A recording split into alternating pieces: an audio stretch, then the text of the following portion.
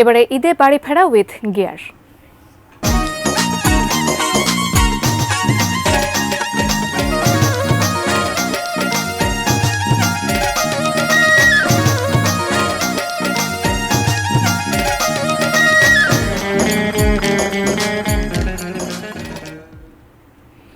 প্রিয়জনের সঙ্গে ঈদের আনন্দ ভাগাভাগি করতে আগে ভাগেই ঢাকা ছাড়ছেন মানুষ।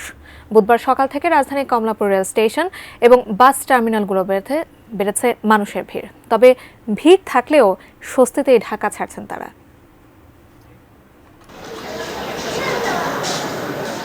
ঈদের বাকি এখনো অন্তত 5 দিন। বৃহস্পতিবারের অফিস শেষে শুরু হচ্ছে আনুষ্ঠানিক 9 দিনের লম্বা ছুটি।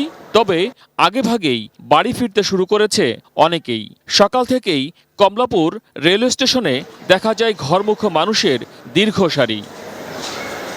ঢাকা থেকে সকালে বিভিন্ন গন্তব্যে ঈদযাত্রার যে ট্রেন ছেড়েছে, এখন পর্যন্ত সেখানে বড় কোনো শিডিউল বিপর্যয়ের মুখে পড়তে হয়নি। টিকিট ছাড়া প্ল্যাটফর্মেও প্রবেশে কড়াকড়ি থাকায় যাত্রীদের ভোগান্তি কমেছে।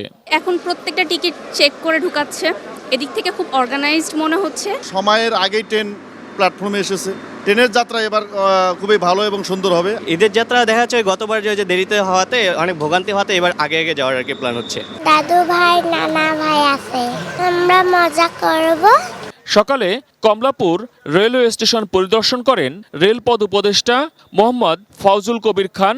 তিনি জানান, চাহিদার তুলনায় আসন সংখ্যা সীমিত, তাই অনলাইনে অনেকেই টিকিট পাননি। কোচ সংখ্যা বাড়াতে পারলে এসব সমস্যার সমাধান হবে বলে জানান তিনি। কিছু কিছু এলাকার যাত্রীরা আছেন যারা ভাড়া দেন না, ফলে কিন্তু এইভাবে যদি চলতে থাকে তাহলে কিন্তু রেলওয়ে সার্ভিস বন্ধ হয়ে যাবে। যারা ঈদের ছুটি শেষে ট্রেনে ঢাকায় ফিরতে চান, তাদের জন্য ঈদের ফিরতি যাত্রার টিকিট বিক্রিও শুরু হয়েছে সকাল থেকে। রাজধানীর বাস টার্মিনালগুলো থেকেও বিভিন্ন রুটে ঢাকা ছাড়ছেন মানুষ। বাড়তি ভাড়া রোধে টহল রয়েছে বিআরটি এর ভ্রাম্যমাণ টিম। টার্মিনালে ভোগান্তি না থাকলেও মহাসড়কে যানজট এবং 3 চাকার বাহনের কারণে দুর্ঘটনার আশঙ্কার কথা জানিয়েছেন চালকরা। রাস্তায় জামজট আছে, জয়নাবাজারে সিস্টোরে, ওইখানে পুলিশের কোনো নিয়ন্ত্রণই নেই। অটো, সিএনজি দিয়ে, বাই রোডের গাড়ি দিয়ে সব রাস্তা বন্ধ। অটো রিক্সা ফট করে বেরিয়ে পড়ে, মানে এটা গাছের আড়াল থেকে দেখা যায় না। তখন আমাদের 80 স্পিড থাকাকালীন ওদের ওইখান যে ব্রেক আমাদের কন্ট্রোলে হয় না। কনসার্নটা আমি যথাযথ কর্তৃপক্ষের কাছে আমি পৌঁছে দিব এবং যেন খুব দ্রুত যেন এই বিষয়ে একটা কার্যকরী পদক্ষেপ নিতে পারে, আমি সেই ব্যাপারে ব্যবস্থা নেওয়ার জন্য অনুরোধ করব। এবার ঈদের ছুটি শেষে প্রথম কর্মদিবস আগামী 6 এপ্রিল। মহসিন কবির, এটিএন নিউজ, ঢাকা।